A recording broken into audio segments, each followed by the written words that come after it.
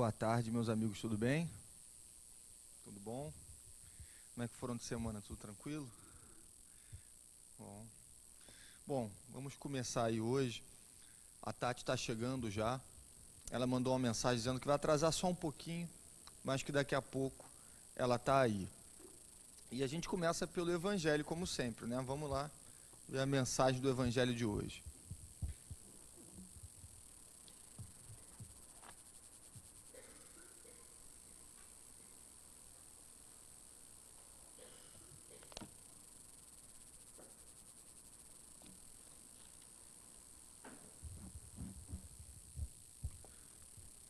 Convidar os pobres e os estropiados, dar sem esperar retribuição.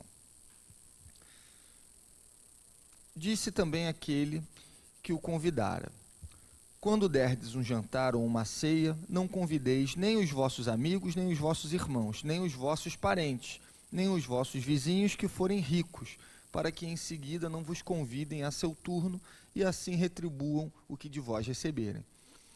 Quando derdes um festim, convidai para ele os pobres, os estropiados, os coxos e os cegos, e sereis ditosos por não terem eles meios de vô-lo retribuir, pois isso será retribuído na ressurreição dos justos.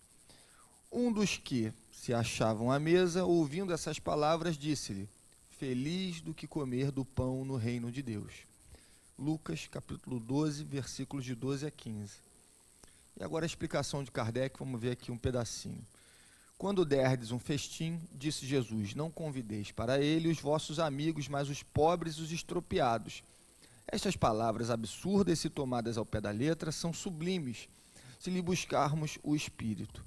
Não é possível que Jesus haja pretendido que, em vez dos seus amigos, alguém reúna à sua mesa os mendigos da rua. Sua linguagem era quase sempre figurada, e para os homens incapazes de apanhar os delicados matizes do pensamento, precisava servir-se de imagens fortes, que produzissem o efeito de um colorido vivo. O âmago do seu pensamento se revela nessa proposição, e serei ditosos por não terem eles meios de vô-lo retribuir. Bom, nessa passagem aqui, Jesus quis mostrar que todo bem que nós venhamos a fazer tem que ser pautado pelo ato em si de praticar o bem, sem esperar retribuição nenhuma, né? O ato verdadeiramente caridoso, caritativo, é aquele ato desinteressado. Se eu estou praticando um ato esperando alguma retribuição, não é de todo desinteressado o meu ato, né? E é interessante que às vezes nas pequenas coisas da vida, a gente acaba dando umas escorregadas, não é? Ele fala retribuição, não fala retribuição financeira, não fala retribuição de prestígio, qualquer retribuição. E aí eu me lembro que outro dia eu estava saindo do elevador e alguma pessoa também estava saindo comigo e ela segurou a porta para uma outra que entrava, né? Tudo bem. Segurou a porta, eu já tinha saído mesmo, tinha já avançado um pouco mais, estava ali no corredor do prédio, e ela segurou a porta, outra pessoa com pressa entrou, não falou nada, não agradeceu. Aí a porta fechou, ela falou, poxa, de nada, não é, minha senhora? E gente mal agradecida. Eu nunca tinha parado para pensar sobre isso, não é criticando a postura dela não, mas muitas vezes a gente pensa isso, né? A pessoa, nem para ser cordial em agradecer. Eu acho que a palavra de Jesus aqui nessa passagem se encerra justamente nisso. Se você fez aquele ato, pode parecer uma bobeira, segurar a porta do elevador, dar passagem na rua, o lugar no ônibus, e por mais que a pessoa não agradeça, cada um sabe da sua vida, cada um dá o que tem. Se talvez a pessoa não tivesse sido ali socializada num meio que tivesse ensinado ela a agradecer os outros, né? Mas não quer dizer que é uma má pessoa. Eu acho que Jesus muito sabiamente percebeu que o ser humano, ainda aqui, o espírito encarnado, espera alguma retribuição por qualquer ato. Ainda que um ato pequeno da vida, vê como é que as coisas são, ainda que um ato pequeno da vida. Ele trouxe justamente que o desprendimento e a felicidade está em dar sem procurar nada em troca, sem esperar receber. Não está condenando, obviamente, que a pessoa receba alguma coisa, não é isso. Mas justamente trazendo esse outro ponto de vista. A satisfação, ela é pura quando você pratica um ato e se sente bem por praticar esse ato. Se a pessoa está agradecendo, se a pessoa vai te retribuir, se não vai te retribuir, aí não é com você, aí é com ela, né? Agora, não espere, porque se você fizer esperando, não é um ato desinteressado. Então, não é verdadeiramente caridade. Você já tem ali o que você gostaria de receber, né? Nada mais vai te ser acrescentado. Acho que por aí essa mensagem que veio hoje para a gente. Bom, fazer nossa prece inicial, começarmos aí o nosso curso de hoje, agradecendo a Deus, a Jesus, nossa querida mentora Joana, os espíritos de luz aqui presentes, nossos mentores, agradecendo a oportunidade de estarmos mais uma vez aqui reunidos, em nome da divulgação do Evangelho, da divulgação da vida de Francisco de Assis, esse espírito tão grandioso, que tanto nos tem a ensinar. Obrigado pela oportunidade, que nós tenhamos a tranquilidade para refletirmos sobre esses pontos da vida de Francisco, que tanto nos farão bem. Muito obrigado, graças a Deus. Bom, paramos na aula passada, na metade do capítulo 8, não foi isso? Não é? Que ainda estava naquela continuação da família Bernardone. Aqui nós terminaremos o capítulo 8 e de repente até começaremos o 9. Simbiose divina, continuação, a concepção. Lembra que a gente estava aqui nessa parte da concepção, quando nós terminamos? Que inclusive começamos a falar de chakras, começamos a falar de desprendimento do corpo, como o espírito se liga ou como ele se desprende do corpo, por onde o fio de prata está ligado no nosso corpo, se é pelo chakra coronário, se não é. Estávamos conversando sobre isso, nesse ponto justamente do capítulo 8, simbiose divina. João Evangelista fixou seu olhar na matriz feminina, viu o campo sagrado, regurgitado, de milhões de microgametas que avançavam como numa batalha em busca do mesmo ideal. Aqui é aquele procedimento inicial da concepção, e Miramês está explicando com uma ótica espiritual como aquilo que a gente já sabe aí pela ciência acontece. O centro de formação da vida física movimenta-se na forma de automatismo orgânico, dificultando assim aos agentes da vida que procuravam sobreviver em lutas individuais, na conquista do seu objetivo, como os próprios homens fazem instintivamente. Está fazendo uma alusão aí à nossa vida do dia a dia, né? Que nesse momento e desde esse momento, cada um ali já busca o seu caminho e conseguir atingir os seus objetivos. A luz azul celeste predominava como aura de cada espermatozoide, estando a diferença em algumas aberturas, permitindo ao mentor espiritual escolher com a sua alta sensibilidade parte do centro de sua vida física. Aqui a gente já conseguiu perceber, não sei se vocês notaram isso quando vocês leram o livro, que Francisco participou do seu processo reencarnatório. Situação que só acontece com espíritos extremamente evoluídos.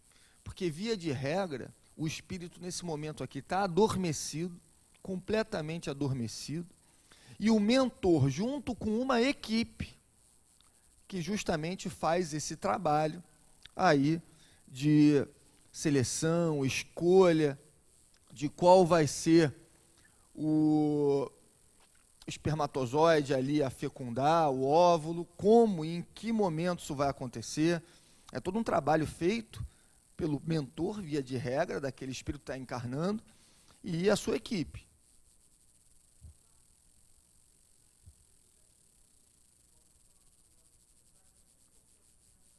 Sexo e consciência. Fecundação.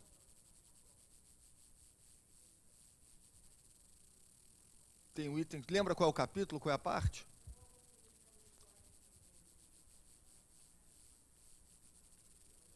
Mas é bem no início, né?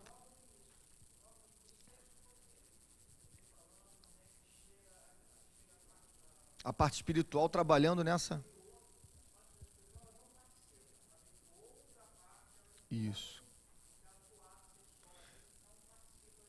Exatamente, que nós vimos aqui no capítulo anterior, lembram? Então, essa parte aí que o Divaldo está relatando nesse livro, Sexo e Consciência, a gente viu aqui no capítulo anterior e é muito interessante. Os espíritos que trabalham ali naquele processo reencarnatório não participam daquele ato ali físico de fecundação dos indivíduos, não participam. Eles envolvem, obviamente, com uma energia salutar aquele ambiente que já está preparado para naquele momento acontecer a fecundação, ali acontecer o início, né, do que será depois da fecundação, para poder não ter nenhuma influência externa, perniciosa, mas eles ficam de fora, eles não se metem, não tem nada a ver com isso, né? Agora, a partir do momento em que começa essa parte, esse estágio do processo reencarnatório, onde você tem a seleção ali daquele espermatozoide que vai se ligar, que vai fazer a anidação e todo aquele processo biológico, aí é um trabalho espiritual forte. Um trabalho espiritual, principalmente, conduzido pelo mentor do espírito ou dos espíritos reencarnantes, junto com alguns auxiliares. É muito interessante isso, é muito interessante. Sexo e Consciência, muito bom esse livro. Eu não li o livro todo, tem alguns livros que a gente só pega umas partes para ler e deixa ali, depois pega o outro, lê mais uma outra parte, mas é muito interessante, muito interessante. Um outro livro também muito interessante, Sexo e Obsessão, muito interessante, que vai falar sobre alguns desvios da sexualidade e tudo mais, isso visto no plano, pelo plano espiritual, né? Muito interessante. Parei aqui, né? A luz azul celeste predominava como aura de cada espermatozoide, estando a diferença em algumas aberturas, permitindo ao mentor espiritual escolher com a sua alta sensibilidade parte do centro de sua vida física. E o óvulo feminino, desprendido pelas correntes emocionais, encontrava seu par na mais completa afinidade morfológica e se ajustavam dentro dos moldes planejados pela lei e pela justiça, pela paz e pelo amor. João ampliou o campo de disputa de maneira exuberante. Tocou-o e ele se movimentou, ganhando a liderança. Aqui ele trabalhando com aquela ideia de que se seleciona um espermatozoide que vai fecundar aquele óvulo, e Francisco, aqui João, evangelista, está ainda, né? Enfim, encaminhando, selecionando aquele espermatozoide que vai ali, enfim, depois dar lugar ao seu veículo carnal, né? João ampliou o seu campo de disputa, tudo bem. A sua luz ofuscou os outros, aproximou-se do óvulo que se encontrava inundado de luz vermelha, parecendo um sol a fundir-se com outro astro.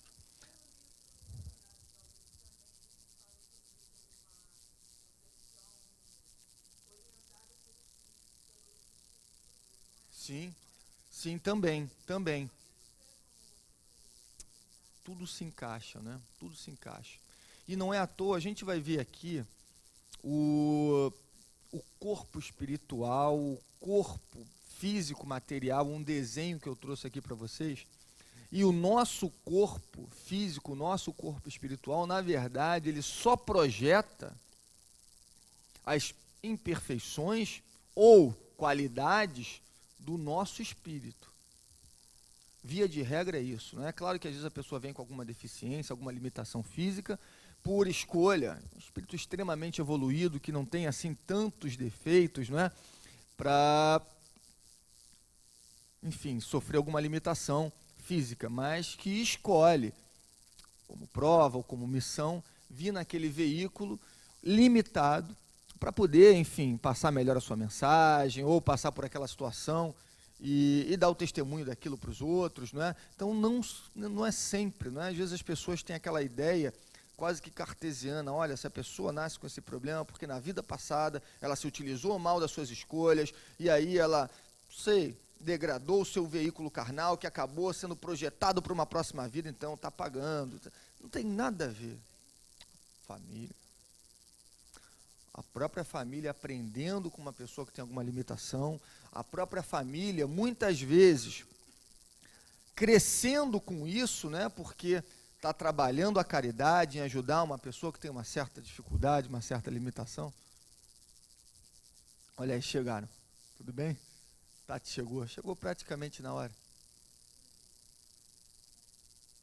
Não entendi. Eu não sei, eu acho que ela deu uma descidinha. Deve estar na casa. Está no pendrive aí? Então, meus amigos, como uma lição. Mas a regra é que você traz ali, no seu espírito, tudo que vai ser projetado no seu corpo físico antes de você encarnar, né? E quando você encarna, obviamente, o seu corpo físico, ele vai ser reflexo do seu espírito. Foi, Tati? E o som? Não, tranquilo.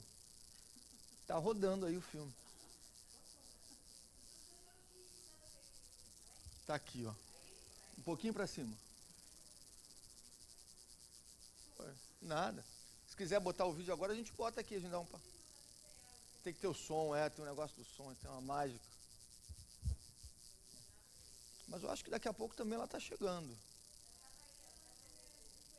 Olha lá, pronto. Resolvido. Então a questão da simbiose divina era essa. Ao encontro dos dois agentes de vida física, deu-se uma pequena abertura no óvulo pelas emoções conexas de forças que se complementaram, se esconderam um do outro, por bênção da vida, tudo mais.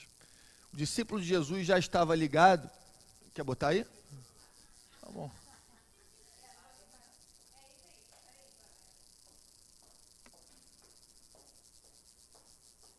Que aí com o som vai ficar bacana.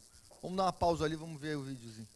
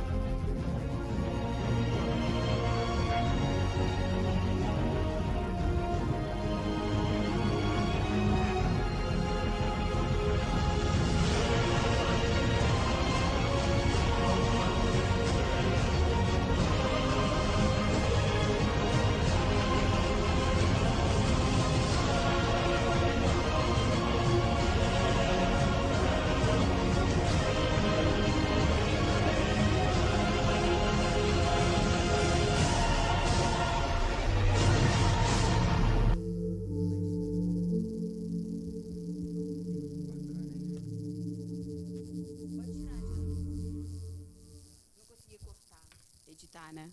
Estão me ouvindo? Tá baixo, não tá? Bem baixo. Volta bota no PowerPoint, Jana, por favor.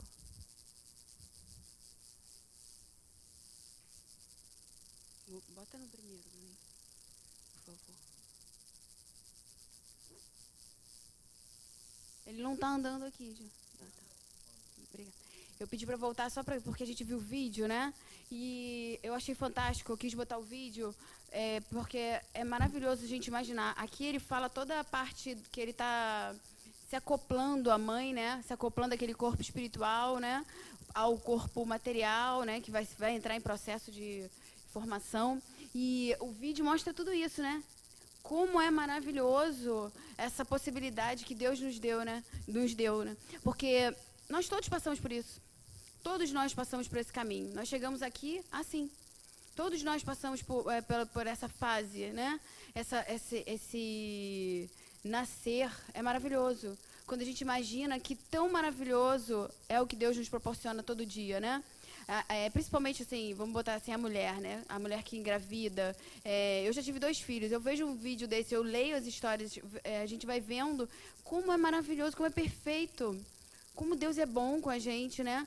Que possibilidade, que chance de renascimento o tempo todo, né? De uma nova história pra gente. Francisco, João, né? Tá aqui nesse momento. Eu vou dar uma lida de novo pra gente poder juntar com o vídeo, pra gente pensar. João Evangelista fixou seu olhar na matriz feminina, viu o campo sagrado regurgitado de milhões de microgametas que avançavam como numa batalha em busca do mesmo ideal. A gente viu no vídeo, né? Eles indo. E o mais interessante é que é um só que vai conseguir. E aquele ele escolhe. Ele sabe exatamente o que é que tem que se acoplar. O centro de formação da vida movimenta-se na forma de automatismo orgânico, dificultando assim os agentes da vida, que procuravam sobreviver em lutas individuais, na conquista do seu objetivo, como os próprios homens fazem instintivamente. A luz azul celeste predominava como aura de cada espermatozoide, estando a diferença em algumas aberturas, permitindo ao mentor espiritual escolher, com a sua alta sensibilidade, parte do centro da sua vida física. Isso só acontece com espíritos muito evoluídos. A maioria, vamos botar nenhum de nós aqui, porque eu não estou vendo, a gente, pelo que eu saiba, não tem nenhum aqui missionário, né? Nós não não temos essa capacidade. Então, nós todos fomos levados. No Missionários da Luz, André Luiz, ele participa, como eu falei na última aula,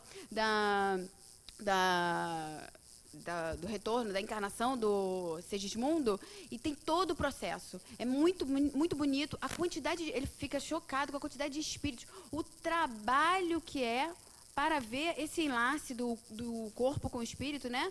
Naquele momento ainda não sendo um corpo, né? No óvulo. E a quantidade de espíritos ali, o trabalho todo que aquilo gera, ele pergunta, é sempre assim?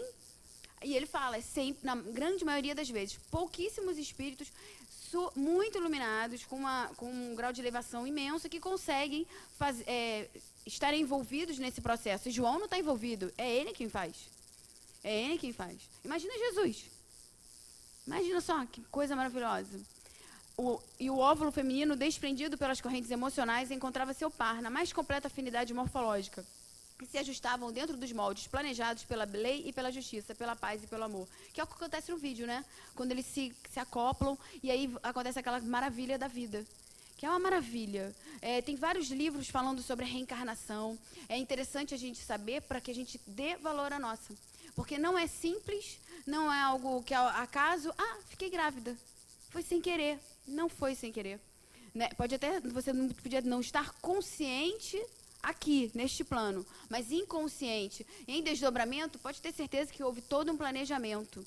Às vezes há aquela compulsória, né? Mas é o espírito precisando, né? Dessa reencarnação, essa nova reencarnação. Encarnação, né? Então, é muito interessante nós vermos isso tudo e conhecermos essas possibilidades e saber que é assim que acontece.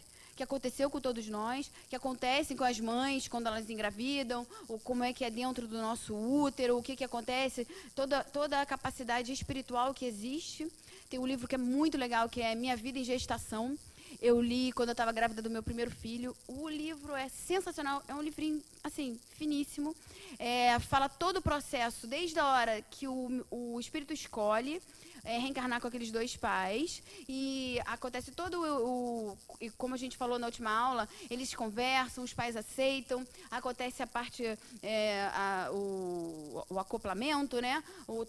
Essa parte do espírito ficar com a mãe passa até os 9 meses, até o nascimento, ele vai até os 10 anos. O livro é fantástico, falando das ondas mentais da mãe, do dia a dia, como isso influencia, como isso envolve o espírito que está ali junto, como a gente pode ajudar ou não, né, com as nossas cargas emocionais, não só a mãe, como também as pessoas que estão em volta. Então, é bem interessante. Não só para as mulheres, mas para os homens também, porque o conhecimento a gente passa para os outros, né, e pode ajudar. E aí, emocionada aqui.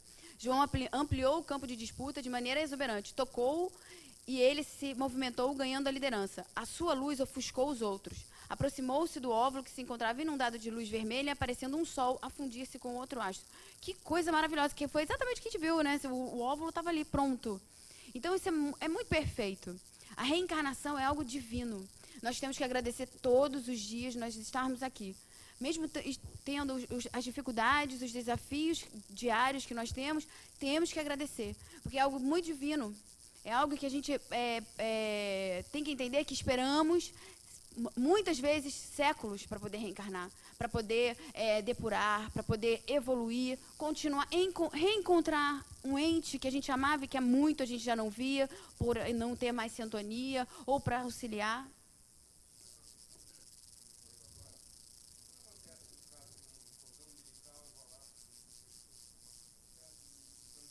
Uhum.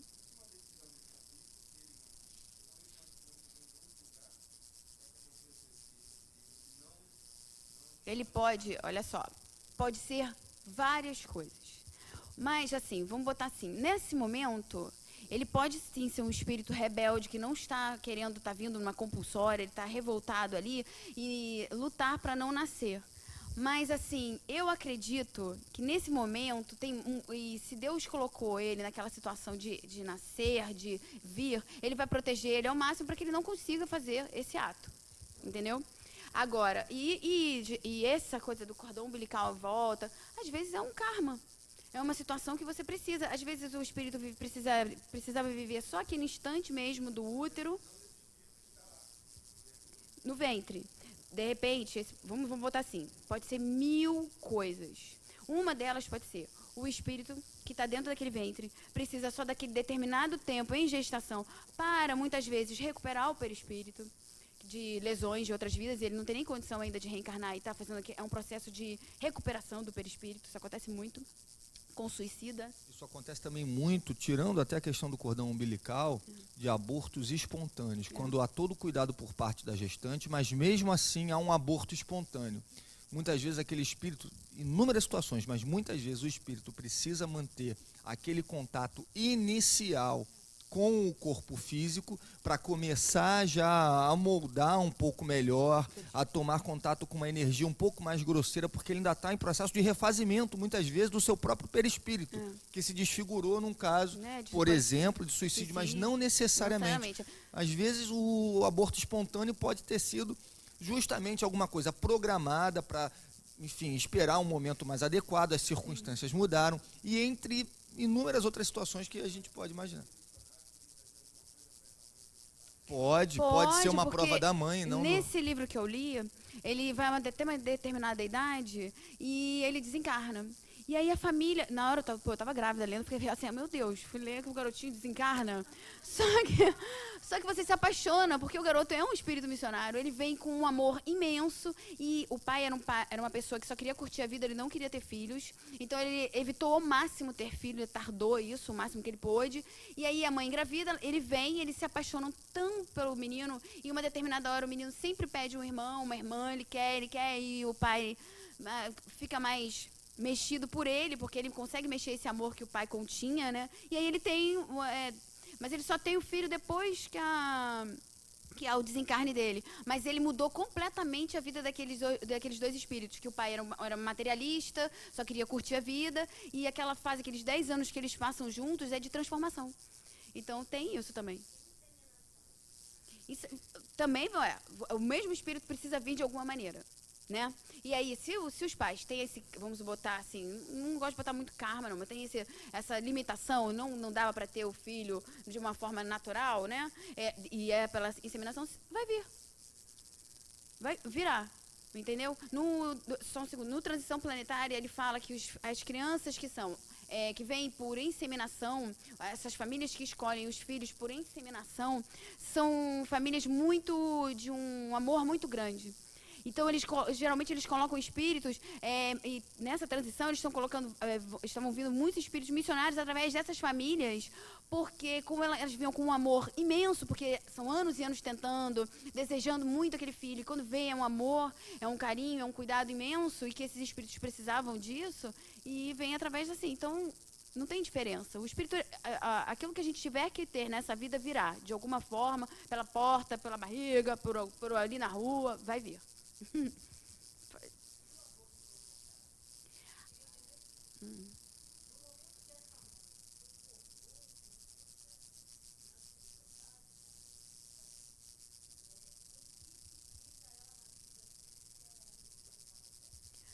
Olha só, a gente quando está em espírito, nós somos uma coisa. Quando a gente vem para cá, quando a gente acorda, vamos botar assim, quando a gente está no corpo físico, a gente muitas vezes deixa aquelas emoções tão sutis de lado. E aí vem o dia a dia, vem realmente quem eu sou na minha dureza, na minha ignorância, e eu não estava realmente, às vezes eu não estou assim, sim, eu quero ser mãe. Você vai ser mãe, tá na hora, entendeu? Lá, vamos ver, em desdobramento, conversam com ela fica assim, receosa, ela não diz nem sim nem não, fica receosa. E aí acontece. Mas nem sempre, há também a gravidez que acontece sem a mãe saber. Não, a compulsória é a do espírito, que ele não tem condição ainda de dizer assim, eu quero reencarnar, eu estou pronto para as provas. Aí vem a espiritualidade, bota ele para reencarnar, para que ele comece a caminhar, empurra. Quando a gente não vai, a vida não empurra, gente. Você fica lá teimando que eu não vou trabalhar, não quero trabalhar. Aí você fica assim, um tostão, ninguém mais te ajuda, ninguém mais faz nada por você. Aí você tem que fazer o quê? Ir trabalhar. Porque senão você passa fome, senão você vai ficar assim, tudo. Aí você tem que trabalhar. Ali é de progresso. Não tem jeito. Quando a gente se bate o pé, que não quer, vem a vida e empurra a gente. Porque a gente tem que ir pra frente. Nós somos feitos para isso, para evoluir. O aborto é um tema muito forte, porque o que acontece?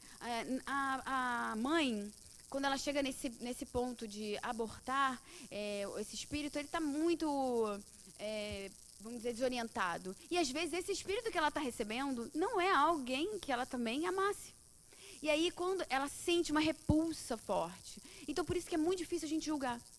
Porque julgar, a gente não sabe o que vai na alma de uma outra pessoa. É muito fácil olhar para o outro e falar assim, que coisa feia. Como é que você fez isso? Abortou? Isso não se faz, isso é pecado. Mesmo eu achando e sendo totalmente contra o aborto, eu tenho que respeitar a decisão do outro. É o livre-arbítrio. Ela tem o livre-arbítrio dela. Vamos supor que ela tenha aceitado na espiritualidade, mas quando sentiu aquela presença mesmo, perto dela, vamos colocar assim, um inimigo, que seja ou não, mas ela não se sentiu bem, não quis e se revoltou, ela vai fazer o que ela achar melhor para ela. Sim. Sim. É quase o outro lado da moeda.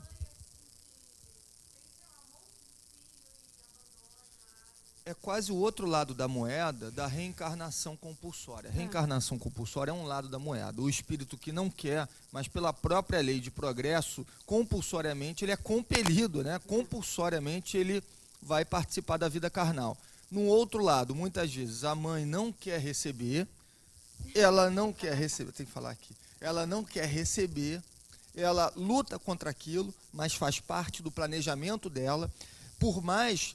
E olha só que coisa interessante, que seja uma reencarnação compulsória, não quer dizer que aquele espírito reencarnante não tem planejamento reencarnatório. O que quer dizer o seguinte, ele não participou ativamente na construção daquele planejamento reencarnatório, mas há um planejamento, assim como há um planejamento para aquela mãe, que muitas vezes não quer aceitar a gravidez, mas está no planejamento pela lei de progresso, pelas forças da lei não só de progresso, mas de amor e de justiça, você que precisa equacionar alguma questão ali da sua vida, resolver algum problema. Agora, em muitas situações, a mãe vem, engravida e abandona. Também tudo isso faz parte do processo, por isso que não dá para criticar. É fácil criticar do lugar de onde nós estamos, porque a gente está olhando com uma outra visão já. Agora, a pessoa que está cometendo esse tipo de ato, não sabe ou não tem a consciência ainda do que nós sabemos, do que a gente aqui percebe pela doutrina. Por isso que às vezes uma cena de muito horror pra gente, que a gente não tem compreensão, se a gente tivesse os olhos da alma, né? Se a gente conseguisse enxergar além daquilo que a gente vê, de repente a gente entenderia de uma forma diferente. Por isso que o Espiritismo ele sempre coloca, a gente não está aqui para julgar ninguém, porque a gente não sabe quem nós fomos, o que já cometemos, quais erros a gente já... Sim. Uhum.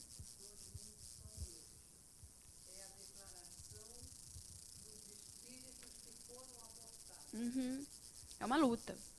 É uma luta. Tem um também que é do Abismo às Estrelas, que é do espírito Vitor Hugo, que é fortíssimo.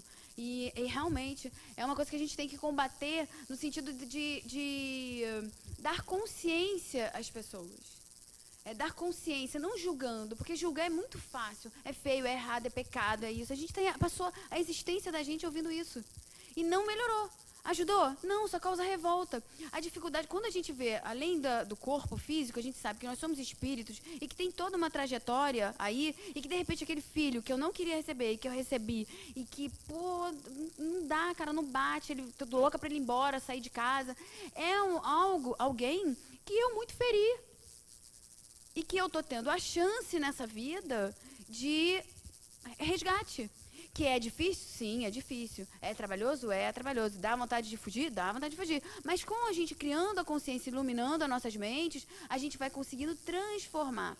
Naqueles livros que eu sempre falo da Ivone, ela vai transformando as emoções dela. Ela passa por essa situação. No primeiro livro, nos 3 livros, você vai acompanhando aquela gama de espíritos, sempre reencarnando, cada um num papel diferente, e você vai vendo a transformação do amor, de inimigos para amigos, para pessoas com muito amor e cuidado. Então é isso que Deus quer nos proporcionar. Uma vida plena, em amor, mas que a gente vai construir aos poucos. Ninguém vai sair daqui agora amando o mundo, porque não é assim que acontece. É aos poucos, é se autoconhecendo, é sabendo permitir que o outro tenha a escolha dele, do livre-arbítrio, do caminhar, das escolhas. E julgar é uma palavra muito pesada. A gente não deve julgar. A gente pode, sim, olhar, conversar. Eu nem digo julgar. De repente, julgar... Até a gente não pode condenar. Porque quando a gente condena, a gente coloca um ponto naquilo ali e a minha opinião é a que está certa. Porque o julgar a gente acaba até trazendo é uma forma de estudar, né? Eu vou ver o que eu acho dessa situação, se é assim, se é assado. O Daniel deve saber mais até do que eu disso, né? Porque ele é advogado, né? Então, a gente precisa, o juiz está lá, né? Ele traz tudo para ele julga. Agora, a condenação é que pesa, que é quando você diz assim, ela é culpada. Que sempre fala isso, né? A gente aponta e tem 3 dedos pra gente. E eu? Quem sou eu? Será que eu sempre, em todas as existências, eu fui um ser maravilhoso e de luz? Não. Está longe disso, né? Esse aspecto do julgamento...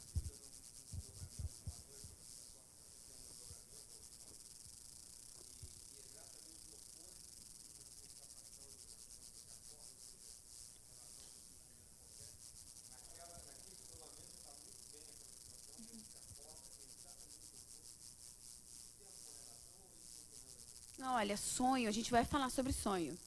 Porque até tem o sonho dele no final do capítulo. Mas assim, o sonho espírita, né? Vamos botar o espiritual, porque tem vários tipos de sonho, né? E o espiritual é quando vem aquela premonição ou algo que queira te acordar. De repente, essa situação, não sei qual é que você está falando, mas que você está vendo aqui de uma forma pesada, ela não seja tão pesada assim. De repente, a forma como você está vendo ela aqui é que está deixando ela... E se a espiritualidade te levou para algum lugar para te mostrar de uma forma diferente aquilo ali que você pode viver de uma forma diferente, por que não? Por que não analisar? Analisa, tenta visualizar a situação dos dois lados e ver se realmente você pode viver ela. Pode ser um aviso, pode ser um amparo para você, um socorro, porque nós temos isso o tempo todo. O tempo todo, a espiritualidade está o tempo todo nos ajudando. O tempo todo ela está nos amparando. A gente é que não enxerga. A gente se fecha, a gente faz assim, será? Não vi nada não, gente. Tô ficando maluco. A gente vê, a gente escuta. O nosso mentor, sim, ele tenta nos amparar, mas a escolha é nossa.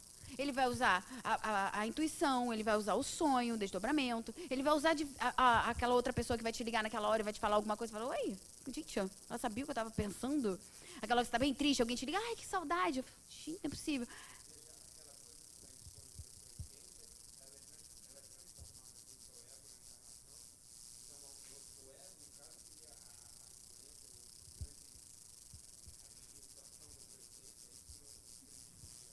Do selfie, né? É porque quando... Pela matéria, né? A gente porque aqui vem tudo. Porque lá você não está testado, lá você não tá sendo prova. Ninguém está querendo ver se você tem carro, se você está bem, se está bem vestido, se você tem com as contas pagas, como é que está a sua vida, se você é poderoso. Não tem nada disso, está todo mundo igual. Aqui não, aqui a gente é o tempo todo o quê? Testado. Cadê seu carro? Que carro velho. Ih, já viu o tênis dele? Ih, você viu aquilo lá? Você viu como é que ela tá andando? É assim. E aí o nosso ego, dependendo de como a gente se veja, ele aflora. E aí a gente vê as coisas como turvas. Porque é aquela coisa pompa, né? O pavão. Aí quando você tá em desdobramento, você é quem? É você, é a sua essência. Se você quiser, né? Porque eu também posso ir em desdobramento e continuar sendo aquela pessoa mesmo amargurada, cansada. Uhum. E tem um livro muito interessante, eu vou passar, porque eu até trouxe para ela, que a gente ficou conversando sobre sonho, eu vou dar para você o nome, muito legal sobre sonhos, que ajuda a gente a visualizar. Tem um livro muito interessante sobre o julgamento, que é o Renovando Atitudes do Hamed. Tem um capítulo lá que justamente fala sobre o julgamento, não me lembro qual é o título do capítulo, mas alguma coisa assim, né? Ele pegava umas passagens lá e trabalhava com aquelas passagens de Jesus.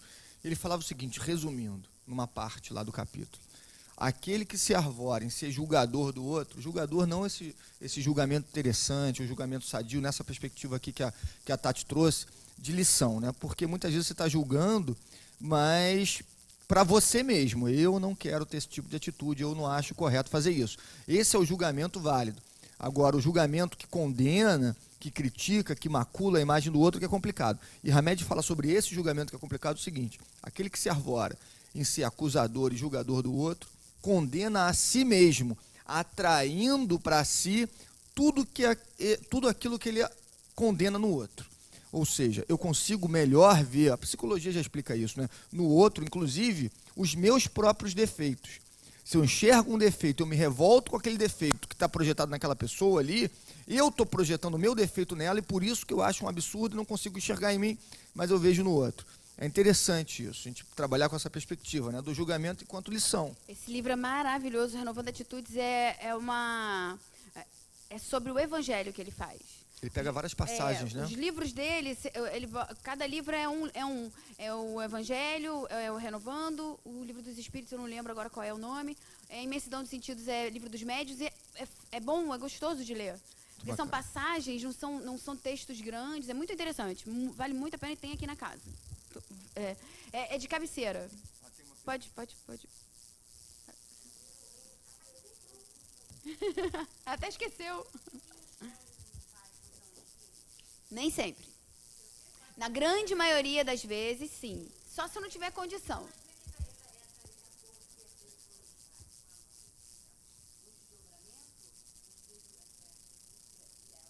Sim. Pode ser. Em desdobramento, pode já ter sido feito toda a organização antes mesmo dela reencarnar. Tá? No processo reencarnatório dela, ela já foi avisada. Então, já pode ter sido ali. O que eu acho interessante é que as possibilidades são muitas. São muitas. A gente pode falar daquela... Eu posso falar dessas que eu já li e que eu já estudei, que é a parte quando... A gente até tá vendo aqui, né? Ele, em desdobramento, ele chama os pais, ele pede, e ele é tão fofo que ele ainda chama Jarla, né? E ainda pede pra ela também, me ajuda aí, porque sabe que a parada vai ser pancada. Então, ele já tá preparado pra tudo. Então, assim, é aquela história. A gente tem o livre-arbítrio. Deus nos permite escolher. Ele é pai, ele é bondoso demais. Nós é que somos ignorantes, que não entendemos as lições que ele quer nos dar, que são só para que a gente evolua. Nós ainda estamos no campo da matéria, no desejo, no eu, não no ser, né? Mas no ter. Nós temos isso, a gente está em transformação, mas isso ainda é forte na gente. Por isso, é tão difícil ainda enxergar da forma que João enxerga, que Francisco, né? E tantos outros apóstolos. Paulo, com aquele desprendimento todo, e todos esses grandes mártires que a gente já ouviu falar. Então, conforme a gente vai vendo, o Espírito, ele escolhe os pais. A gente pode falar, eu falo pro meu filho, você me escolheu. Tem um livro que é interessante também, Nossos Filhos São Espíritos. Já leu Nossos Filhos São Espíritos? Muito bom também, muito legal. Esses livros são bons porque nos dão base, nos dão conhecimento, e é isso que a gente está em busca, de conhecimento. Ao encontro dos dois agentes da... Aí ele já... Não, eu quero falar. Agente da vida, deu-se uma pequena abertura do óvulo pelas emoções conexas de forças que se completaram. E se esconderam um no outro por bênção da vida, por bênção de Deus. E foi nessa hora suprema que se unificaram todos os valores dos genes da vida física, partindo 7 tenuíssimos fios da alma iluminada de João Evangelista. Esses 7 são eles se ligam aos 7 centros de força, chakra, tem 1000 discos energéticos, conforme... tem várias nomenclaturas, as pessoas, até conforme a linha que segue, né, da espiritual, tem vários nomes. E o interessante é a gente entender o seguinte, ele se liga em 7 fios tenuíssimos, mas então, nós também estamos interligados célula a célula. É célula a célula, o meu perispírito ao meu corpo. Não são só os 7 fios. Eles são os principais, são os que têm a força que aparece, que é onde a gente recebe o passe, onde a gente se desarmoniza, onde vibra as emoções, o coração. Mas nós estamos célula a célula. Por isso que naquela última aula ela perguntou, o desencarne é um processo demorado. Por quê? É desligado célula a célula. É célula a célula. Não tem uma coisa assim, desligou aqui, pá, acabou. Não. E nunca é assim. Ele tem todo o processo. Eu coloquei no final o desencarne de Dimas, que é muito interessante para que a gente abra e entenda e até ajude no momento de desencarne de um parente.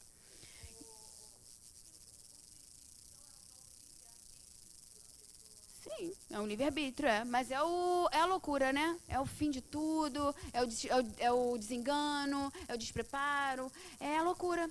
É a pessoa completamente sem equilíbrio. Ela perdeu totalmente o eixo, é o fim, o suicídio. É muito... Como é que eu posso colocar assim? É algo assim... É a pior coisa que o ser humano pode cometer contra ele próprio. Porque é o fim de tudo. É a ilusão de acabar com tudo que não acaba. Pode haver. Pode haver. Tem o suicida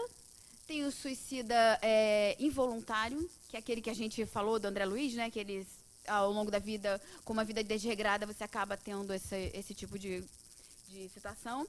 E tem também o que está muito envolvido por um obsessor, que também acontece num dos livros da Ivone. Ela é muito envolvida pelo obsessor e ela acaba cometendo suicídio. Então, isso abranda, não diminui, aliás, diminui a carga dela, né, a cota de responsabilidade naquele ato, mas ela ainda continua sendo, porque ela se deixou envolver, né? Porque a gente sabe, só existe o obsessor porque existe o obsediado. Eu abro a porta para que ele venha. Ele nunca vai estar comigo se eu não oferecer sintonia. Isso facilita... Isso. Sim, claro. E aí, ali, para ela receber o socorro, é mais fácil. Entendeu?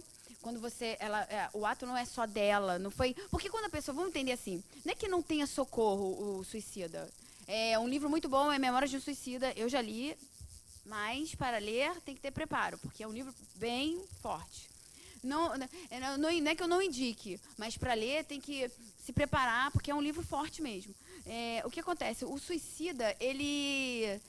Por que é tão difícil? E por que tem o tal do Vale do Suicida, não sei o quê? Porque é a mente dele. Ele acredita no nada, findou a dor, o sofrimento, o desespero. Você acha que ele vai para onde? Você acha que essa mente vai se clarear rapidamente para o amparo? Não. Ela está completamente desnorteada. Então, quando essa mente ela é envolvida também por alguém, ela é mais fácil de mexer. Ela tem um processo ali de desespero, mas, ao mesmo tempo, o desespero foi ao extremo porque ela tinha alguém ali. Então, ela tem uma capacidade melhor de compreensão do que aquele outro que findou sua própria vida. E aí, o socorro para ela é mais fácil porque ela sabe pedir o socorro. Entendeu? Não é um castigo de Deus o Vale dos Suicidas. É a sintonia que eu me encontro, que é completamente ao avesso de todas. De todas. Eu vou para um Brown, não sei o quê. Porque na verdade, esses nomes foram se dando a esses lugares. Mas esses lugares nada mais são que a nossa sintonia. Eu vou para onde eu vibro. Eu vou para o amor, eu vou para a dor. É como na nossa casa. Deu para conseguir entender alguma coisa? Se vocês se sentirem preparados, esse livro é sensacional. Mas é bom não ler de noite, ler de dia, que é tenso o livro. E aí vem esses 7 chakras, que o discípulo de Jesus já estava ligado ao seu futuro corpo, em nome daquele que é o caminho, a verdade e a vida. Maravilhoso. Que maravilha. Imagina participar deste momento de luz. Quanta coisa maravilhosa deve ter acontecido. Ele fala, eu não botei tudo, né? Principalmente a ler o livro. Da flor que se abre, né? Das luzes que aparecem. Do fantástico, do maravilhoso, né? Que a gente não tem noção. Que aqui eu botei pra gente fixar isso, né? Os 7 chakras. Quer botar a imagem? Bota. Na imagem eu acho que visualiza também. Eu acho melhor. Pode pôr. Olha, ele até trouxe, porque eu não conheço os chakras com esses nomes de... como é que se fala? Não conheço. Eu sei do espiritismo, que foi onde eu estudei, né? E são 7 pontos. Esse aqui é o coronário. Ele é o principal. Ele é o que liga o espírito. A gente vai ver isso também, ele fala sobre isso. Esse Obreiros da Vida Maior é muito legal, tem fala também, mas Missionários da Luz fala melhor. Porque tem esse processo reencarnatório do Segismundo, então é muito interessante. Esse é o frontal, vocês identificam na hora do passe. O passe acontece exatamente nessas zonas, porque cada uma delas é responsável por uma emoção, por um determinado ponto do nosso corpo físico e psicossomático, né, que é o nosso perispírito. A primeira aqui, olha, fala sobre a cor dele, né? O mantra, qual seria, e além dos 5 sentidos. Sim. Todos os chakras estão ligados a glândulas. Olha que fantástico. São as glândulas. Que a gente viu na última aula, né? Essas 2 glândulas. Aqui, no coronário, é epífise e a pineal. No Missionário da Luz, ele bota um capítulo quase inteiro sobre essa glândula. É ela que faz a conexão mente e corpo, espírito e corpo. A parte mediúnica, tudo isso está ali dentro do nosso... e é uma glândula picurrucha. A gente viu naquela imagem, não sei se vocês lembram, ela é bem pequena. E olha que interessante, para além dos 5 sentidos, então seria justamente a glândula responsável, lembra que a gente viu que tinha aquele material galeno e tudo mais, responsável pela conexão com o plano espiritual, ou seja, além dos 5 sentidos, o tato, o olfato, enfim, você tem aí a percepção extramaterial. Esse chakra e essas glândulas responsáveis pelo contato extramaterial. Esse é o frontal, que é o segundo chakra mais importante, que também está em conexão direta com o coronário, e é o famoso terceiro olho, que é o que tem conexão com a intuição, com o sexto sentido. Isso é interessante, né? Que a gente vai se conhecendo. Esse é o... Mas eu posso botar para trás? Claro. laríngeo, na garganta, nossas emoções sufocadas, presas aqui, ó. Fica tudo aqui. Aí você fica toda hora gripado, toda hora engasgado, sentindo... Né? Tá tudo ali, ó. Amidalite. Tá tudo aqui, ó. As emoções estão aqui, ó. A gente tem que trabalhá-las. Tem que ver o que está acontecendo para que você... Por que você está assim? Que é o que a Cris sempre fala, né? É o autoconhecimento. Joana traz isso pra gente. Quando a gente começa a perceber e conhecer o nosso corpo, e aí a gente diz que o corpo grita. Primeiro a gente adoece na alma e depois no corpo. Então, o que acontece? Se está no meu corpo, é porque eu já estou lá. Então, primeiro eu tenho que sanar a minha alma, né? Essa situação no meu espírito para que ele venha para o meu corpo.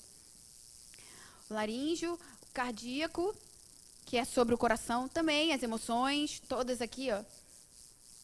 Vocês veem quando a gente dá o passe, você vê o foco de cada um é nessas, que são os principais pontos que a gente tem de força e de equilíbrio e desequilíbrio. Qual é o outro? Gástrico, desequilíbrios alimentares, é o famoso plexo solar, que é o que ela falou até, que ela perguntou do umbigo, que é aquele que sai, é o plexo solar. O esplênico, sobre o baço, também se dá muito passe nele, que muitas vezes é onde é feita ligações de... exatamente. Obsessão, exatamente. E o genésico, que é o baixo ventre, que se localiza aqui, que é fortíssimo, né? São as glândulas suprarrenais. Cada um está aqui, ó. Suprarrenais, glândulas, ovários e testículos, pâncreas, timo, tireoide. Fantástico. Quando você vê que você está com desequilíbrio, que, estou com problema na tireoide, que eu estou com problema no meu estômago, eu estou sentindo não sei o quê. Muitas vezes, não é que não é para ir no médico, não, gente, pelo amor de Deus. A gente tem que ir no médico. Mas, se perceba. Veja o que você está vivendo naquele momento. Veja a sua alimentação também, mas veja também os seus pensamentos, veja os problemas que você está sufocando, veja as situações que você está vivendo e não está sabendo solucionar. É esse conhecimento que a gente precisa ter para que a gente possa ter uma vida mais plena. Quer falar alguma coisa dos chakras? Não, acho que depois vai ter uma outra parte interessante. Sim. Uhum. Sim. Sim. Ele está totalmente conectado, tá? Que é aquilo que eu falei, célula a célula. Mas principalmente são esses 7 que são os principais. Sim, sim. Nós todos estamos iguais a ele. Todos estamos iguais a ele. Totalmente ligados. Nessa parte aqui a gente está igual a ele. Pelo menos nessa, né? Pelo menos alguma coisa. Então, é igual. Nós todos estamos ligados. E no desencarne, ele vai soltando tudo.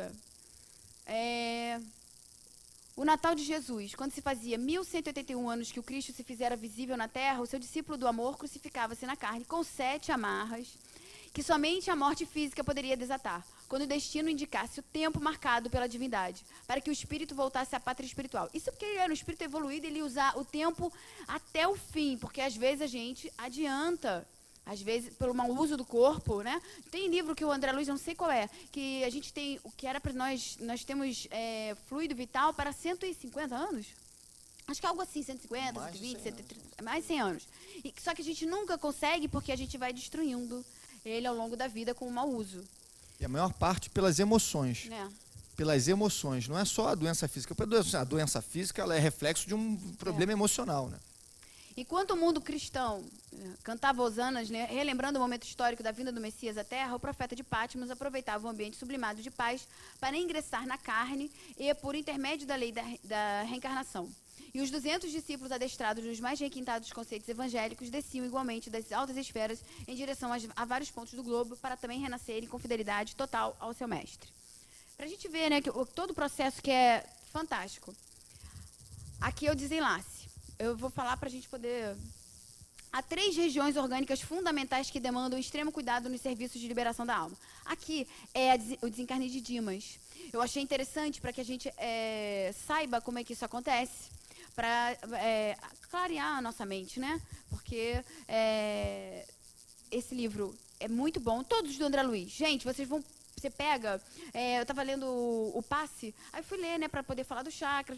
Ele fala o tempo todo, ele remete os livros de André Luiz. André Luiz é uma enciclopédia, cara. A gente estudar e a gente vai vendo que o cara sabe muito, ele trouxe muito conhecimento pra gente e através dali a gente consegue saber muita coisa. Há 3 regiões orgânicas fundamentais que demandam extremo cuidado nos serviços de liberação da alma. Ele já tinha falado aí, no livro ele fala, dessa parte do célula-célula, do desligamento de item a item. Só que esses 3 é o que ele coloca como principais.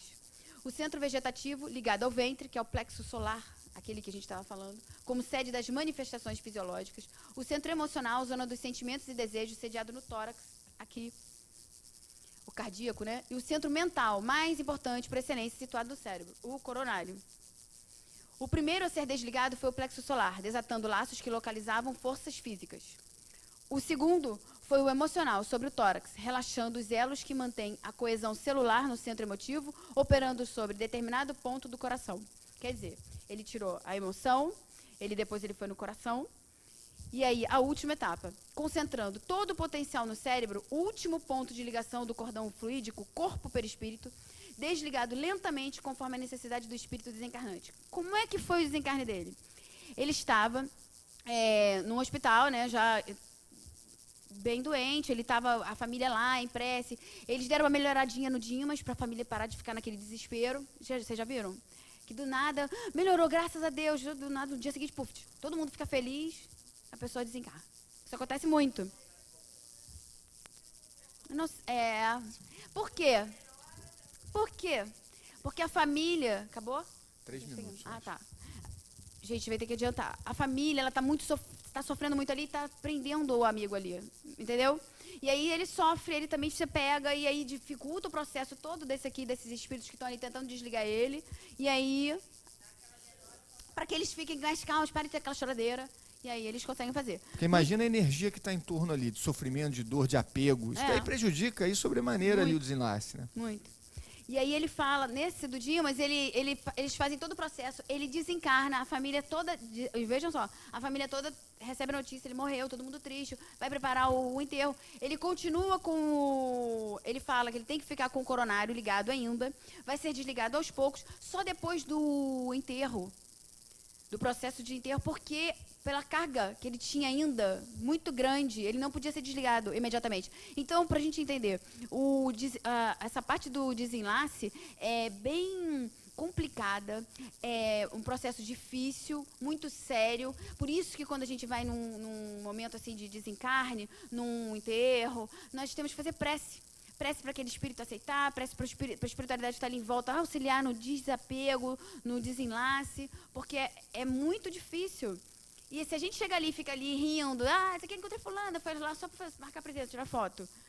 Não é esse o papel. O papel do espírita não é mais esse, né? A gente quer auxiliar, amparar. Então, a gente, já sabendo disso, a gente já sabe que quando a gente está ali, nós podemos auxiliar. E é esse o nosso papel. Eu acho que a gente vai ter que parar, né? Eu acho que sim, né? Tem.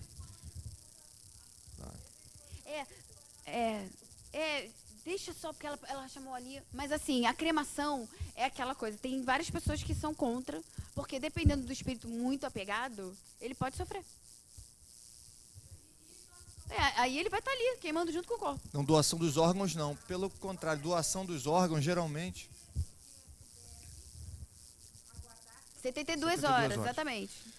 Porque se você não tiver aquela coisa, faz rápido, a gente não sabe qual era o grau de apego daquele irmão, né? Na doação dos órgãos, não. Inclusive, há um isolamento, porque é um ato de caridade tão grande que não faria sentido a pessoa sofrer por estar ali querendo ajudar o próximo, né? Então, pelo contrário, inclusive ajuda, né, no desenlace da pessoa, porque ela naquele último momento ainda está conseguindo ajudar alguém, né?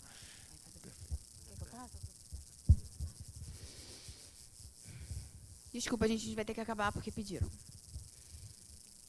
Senhor Jesus, Mestre amado, querida irmã Joana, nossa mentora amiga, agradecemos pela oportunidade, pedimos que fique conosco, nos amparando e intuindo. Muito obrigada, graças a Deus. Graças a Deus. Gente, boa semana, boa palestra para quem for ficar, bom retorno para os lares. Até a semana que vem, se Deus quiser.